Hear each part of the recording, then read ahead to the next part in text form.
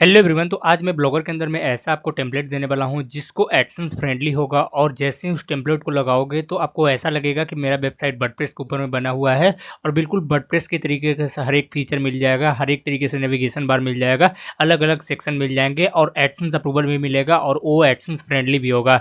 तो वो वाला टेम्पलेट्स मैं आपको देने वाला हूँ और 2024 के अंदर में मैं पहली बार इस तरीके का टेम्पलेट आपको प्रोवाइड कर रहा हूँ। और सबसे इंपॉर्टेंट बात ये हो जाती है ना कि जो टेम्पलेट आप लेते हो उसमें फुटर क्रेडिट चेंज नहीं हो पाता है। तो मैं आपको वो भी बताऊंगा कि फुटर क्रेडिट कैसे चेंज करूंगा और वो भी मैं आपको दिखाऊंगा। तो सबसे पहले ना जो मैं टेम्पलेट की बात कर रहा हूँ वो है sportmacblogger.com।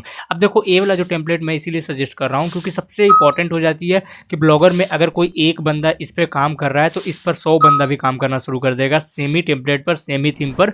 तो गूगल भी चाहता है कि भाई सेमी थीम पर वर्क कर रहा है तो कुछ प्रॉब्लम है आपकी साइट में या फिर कुछ ना कुछ आपको यहाँ पर एडसेंस का रिजेक्टेड ही मिल जाती है। तो इसीलिए यूनिक अगर ट्राई करोगे आपका टेम्पलेट यूनिक रहेगा। अगर आप किसी को बताकर नहीं करोगे, ऐसा अगर टेम्पलेट चूज करोगे जिस पर एडसेंस फ्रेंडली होगा और उस पर लोग कम काम कर रखे हैं और बहुत कम ही लोगों ने उस वेबसाइट को अप्लाई कर रखा है, उस टेम्पलेट को अपने वेबसाइट पर लगा रखा है, इस केस में जल्दी आपको अप्रूवल होने का चांस है। सबसे पहले ना ये जो मैं टेम्पलेट आपको बता रहा हूँ इसको आपको देखो, सबसे पहले ऊपर में लोगो यहाँ पर बन जाता है और एक लोगो के साथ आपको नेविगेशन बार मिल जाती है।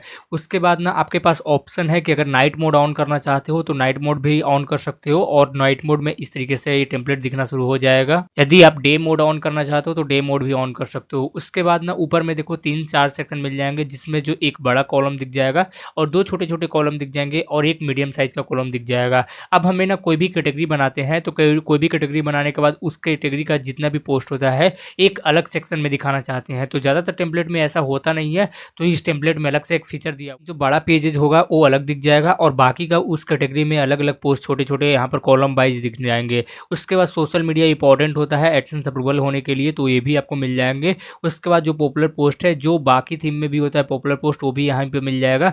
उसके बाद मैं नीचे आ जाता हूँ, अगर किसी को यूट्यूब चैनल भी है तो यूट्यूब चैनल का भी ऑप्शन मिला हुआ है, वो भी मैं आपको दिखाऊंगा। उसके बाद ना ये पॉपुलर पोस्ट के नीचे में 2-3 जो भी पॉपुलर पोस्ट होंगे वो भी दिख जाएंगे। ठीक इसी तरीके से मैं आपको पूरा फीचर दिखा रहा हूँ। उसके बाद मैं दिखाऊंगा कि इसमें किस तरीके से आपको लगाना है, कैसे यूज करना है और कस्टमाइजेशन वगैरह भी कैसे करना, वो भी मैं आपको बता दूंगा। उसके बाद अगर कोई भी अलग से कैटेगरी बनाते हो, जैसे टेक कैटेगरी बनाते हो, तो टेक के लिए 4 अलग अलग सेक्शन दिया हुआ है और जो भी पोस्ट डालोगे अलग अलग सेक्शन में जाएगा और वो भी टेक कैटेगरी में जाएगा। तो ये हमें ना ब्लॉगर के अंदर में ज़्यादातर थीम में नहीं मिलती है, लेकिन ये थीम बिल्कुल वर्डप्रेस की तरह है, तो हमें हर एक सेक्शन मिल जाता है। यदि आपका एक यूट्यूब चैनल है, यूट्यूब चैनल को भी इंटीग्रेट करना चाहते हो वेबसाइट के साथ, उसको भी प्रमोट करना चाहते हो, तो वो भी यहाँ पर ऑप्शन दिया हुआ है, वो भी लगा सकते हो। यदि और भी वेबसाइट को यहाँ पर और भी कैटेगरी को ऐड करना चाहते हो तो जैसे डिज़ाइन के लिए एक अलग से दिया हुआ है, उसी तरीके से बिजनेस के लिए अलग से दिया हुआ है।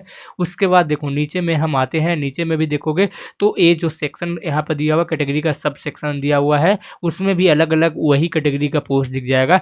तो इससे हमारी जो वेबसाइट का थीम है उसका लुक डबल कर देगा और हमारी वेबसाइट पर कोई भी विजिटर्स आएंगे तो लगभग रुकेंगे और ज़्यादा हमें बाउंस रेट अगर हमको मेंटेन करना है तो इस टाइप से अगर कैटेगरी डालोगे तो लोग आएंगे और ऑब्वियसली बात है कि हर एक कैटेगरी में जाएंगे और एडसेंस अप्रूवल बहुत जल्द होगा। अगर आपकी साइट को ना, अगर क्वालिटी कंटेंट बढ़िया है, आपकी साइट पर ट्रैफिक आ रहा है, लेकिन अगर कई बार क्या होता है कि अच्छे आर्टिकल नहीं होने की वजह से आपको रिजेक्टेड मिलता है, लेकिन कई बार अच्छे आर्टिकल भी होते हैं फिर भी आपको रिजेक्टेड मिलता है। कारण बस सिंपल होती है कि आपका वेबसाइट का थीम सही नहीं होता है, आपकी वेबसाइट का टेम्पलेट सही नहीं होती है। तो ये भी आपको अलग से सेक्शन दिया हुआ है। उसके बाद ना टेक्नोलॉजी में देखोगे साइड में जो भी नेविगेशन बार बनाओगे उस साइड में भी कैटेगरी को ऐड कर सकते हो। उसके बाद नीचे हम आ जाते हैं, सभी सेक्शन में आपको दिखा दे रहा हूँ। अगर चाहो तो इसको सही से डिजाइन करोगे, सही से कस्टमाइज करोगे तो अलग तरीके से ये बनकर आएगा। उसके बाद अगर मुझे किसी भी तरीके का रेड मोर वाला सेक्शन लगाना है, जो बाकी थीम में देखोगे तो ऊपर वाला सीम ये सब जितना भी मैंने कैटेगरी दिखाया अलग अलग नहीं होता है, direct read more latest post इस तरीके से दिखता है।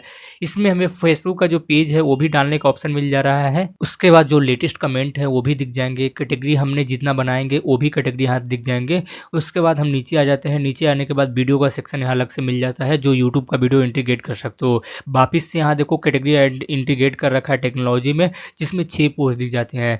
तो इससे होता क्या है ना, सबसे पहले ये जो थीम है, थीम का जो होम पेज पर अगर एडसेंस रिव्यू का टीम आएगा तो आपको ऐसा लगेगा उन लोगों को कि आपने बहुत ज़्यादा आर्टिकल लिख रखा है। इनफैक्ट आपने 20 भी आर्टिकल लिख रखा होगा तो उसको ऐसा लगेगा कि भाई आपने मिनिमम 50-60 आर्टिकल तो डाल ही रखा है, क्योंकि हर एक सेक्शन वाइज आपको आर्टिकल दिख जाएंगे और हर एक सेक्शन वाइज जब भी होम पेज पर दिखते हैं तो जहाँ तक मेरा रिसर्च है कि भाई जल्दी अप्रूवल करते हैं, क्योंकि कंटेंट सही है तो अगर थीम भी सही रहना चाहिए। इस टाइप से थीम लगाओगे तो जल्दी आपको चांस हो जाता है, प्रोबेबिलिटी बढ़ जाती है गूगल एडसेंस अप्रूव होने की। बाकी मुझे इस थीम का सबसे अच्छा बात ये लगा कि मेटा टैग भी यहाँ लगा सकते हो, मेन टैग जिसको बोलते हैं ब्लॉगर के अंदर में लगा सकते हो। काफी थीम में फीचर्स नहीं होती है, क्योंकि अगर आपको कोई भी पोस्ट डालते हो कौन सा हैशटैग में जाएगा, कौन सा थीम अलग से जाएगा, तो ये सारी चीज इंटीग्रेट कर सकते हो। जैसे ना ये मैकबुक वाला पोस्ट है तो इसको मैं सिर्फ ये मैकबुक में रखूंगा। उसके बाद ये देखो अलग से यहाँ पर गेम वगैरह वाला है तो इसको iOS में रखूंगा। इस तरीके से ना अलग अलग जो भी मेटा टैग होते हैं, जो टैग्स अलग से बनाते हैं, जो काफी थीम में नहीं होता है, ब्लॉगर के अंदर में खास करके ऑप्शन नहीं होता है, वो यहाँ इंटीग्रेटेड कर सकते हो। फुटर की बात करें तो फुटर में देखो कैटेगरी अलग से बना हुआ है। उसके बाद हमें एक लेटेस्ट पोस्ट दिख जाता है, लिस्टेड और पॉपुलर पोस्ट दिख जाता है। लेकिन कैटेगरी देखोगे तो ऊपर में भी बना हुआ है, तो फुटर के अंदर में हमें कैटेगरी की उतना रिक्वायरमेंट नहीं होती है, क्योंकि साइड बार में कैटेगरी ही ज़्यादा काम आता है।